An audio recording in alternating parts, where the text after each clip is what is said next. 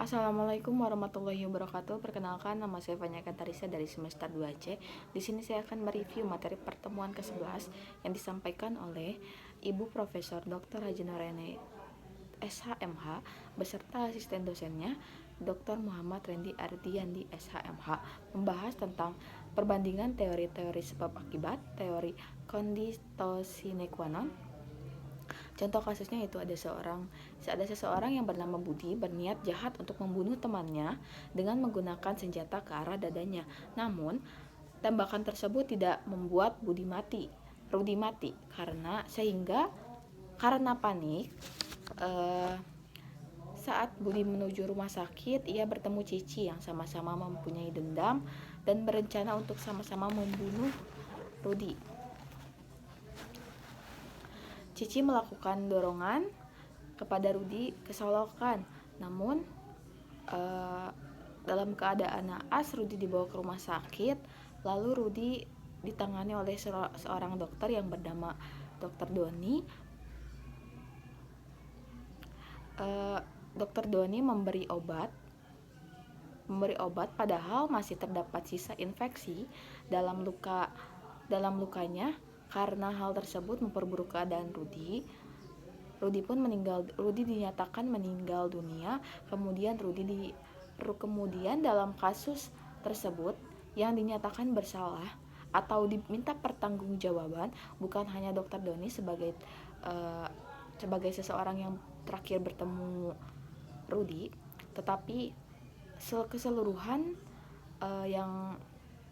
jadi dalam teori ini bukan hanya orang yang terakhir bertemu dengan yang bersangkutan atau yang meninggal, tetapi keseluruhannya itu dimintai keterangan. Yang kedua ada teori individualisasi, yang bagaimana contoh kasusnya saya contohkan. Ada seseorang yang bernama Rani, dan dia sedang berdua di rumah bersama supirnya. Waktu keadaannya sedang hujan deras, petir. Rani meminta tolong kepada supirnya untuk membeli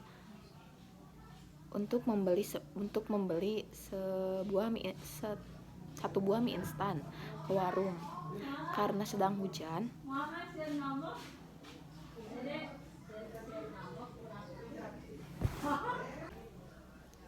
selanjutnya yaitu ada teori individualisasi. Sebagaimana saya akan mencontohkan sebuah kasus, yaitu ada seorang anak bernama Rani yang kebetulan di rumahnya itu sedang bersama supirnya, yaitu Pak Dodi. Saat itu keadaan di situ sedang hujan deras, petir.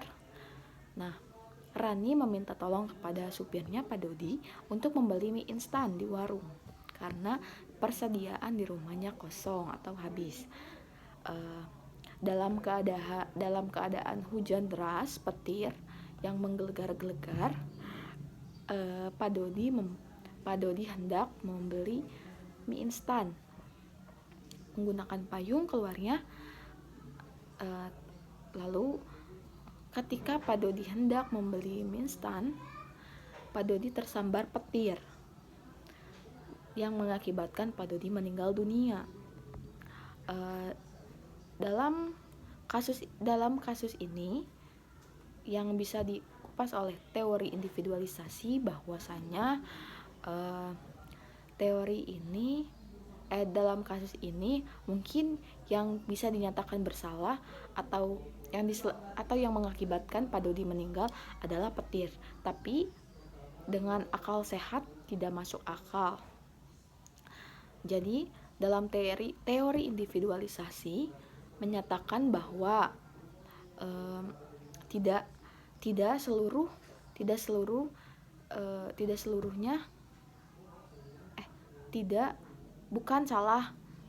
bukan salah petir, karena petir termasuk alam dan tidak masuk akal untuk disalahkan. Jadi karena Rani yang menyuruh Pak Dodi untuk membeli mie instan, jadi yang dimintai pertanggungjawaban adalah Rani. Sekian. Demikian yang dapat saya sampaikan. Wassalamualaikum warahmatullahi wabarakatuh.